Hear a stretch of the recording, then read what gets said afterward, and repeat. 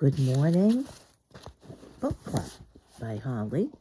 We're going to continue the book Imagine the God of Heaven by John Burke, and all the rights go to him in that book. We're on page 3 and second paragraph. I left my career in engineering to become a pastor largely because I wanted to help people discover the things I'm sharing in this book. I believe God is giving our global village evidence not only of his reality, but also of the relentless and unconditional love he has for every single person on the planet.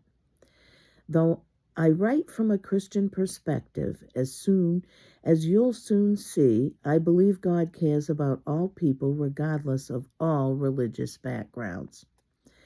We were all created to be his children. So I encourage you to keep an open mind and see what you discover for yourself. Perhaps you are a Christian but still skeptical of NDE, near-death experiences, questioning if NDEs have anything legitimate to add to our understanding of God. From Scripture, let me say a few important things about this. First, I do not advocate forming your view of God for the afterlife solely from what NDEers say. If you read lots of NDE stories, you'll notice that each person interprets their experience within their own cultural understanding. While there are many varied interpretations of NDEs, what the majority of NDEers commonly report, as opposed to interpret, consistently aligns with what God has revealed throughout history, as I will show. The reason for so many varied interpretations is simple, but requires an illustration to understand. Imagine your life is being lived in a two-dimensional black and white painting hanging on the wall. Now, imagine you die, and your flat two-dimensional form peels off the painting and floats out into a room of 3 dimensions and many colors.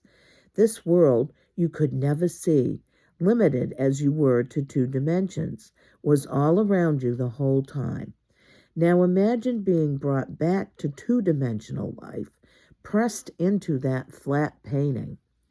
How would you describe your 3-dimensional experience in colors using only 2-dimensional terms and black and white? In what language? Or rather, how could you do it? That's why NDEers struggle with language they are forced to sense-make and somehow interpret this very sacred, mystical, extra-dimensional experience in limited 3-dimensional words.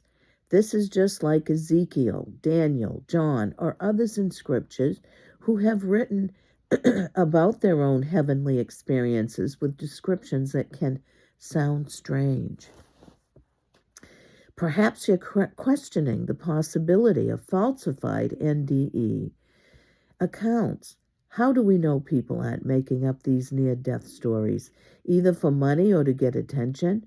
First, many of those whose stories I share are doctors, lawyers, CEOs, engineers, professors, and other established professionals who don't need to make up wild stories for money. In fact, most of them risk losing credibility when they choose to speak publicly about their NDE.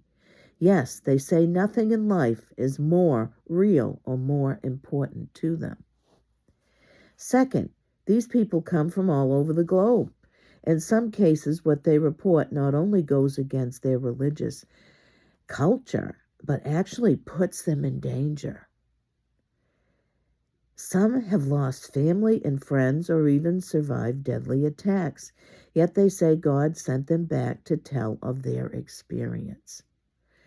What would motivate such sacrifice if they didn't believe it were true?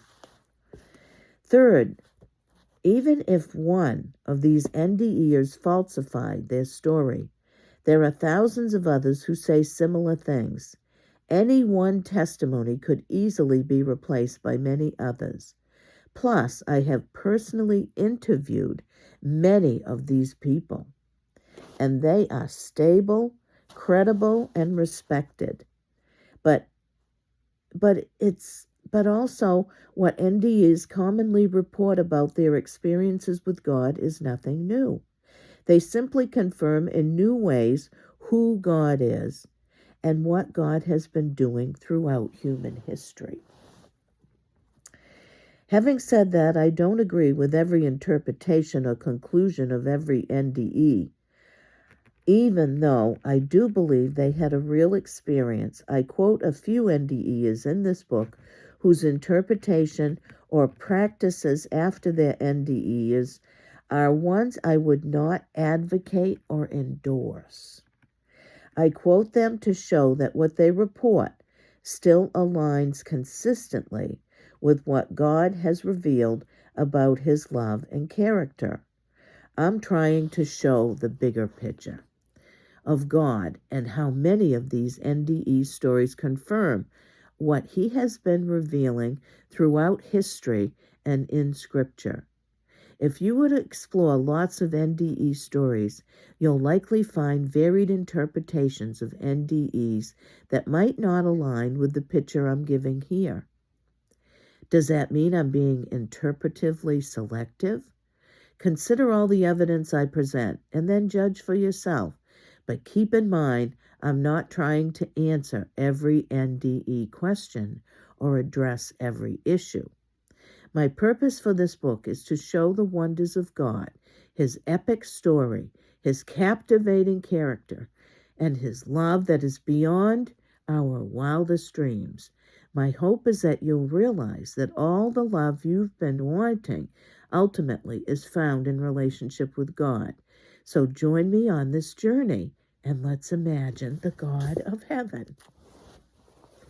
Wonderful book. Going on to chapter 2 tomorrow. Have a great day.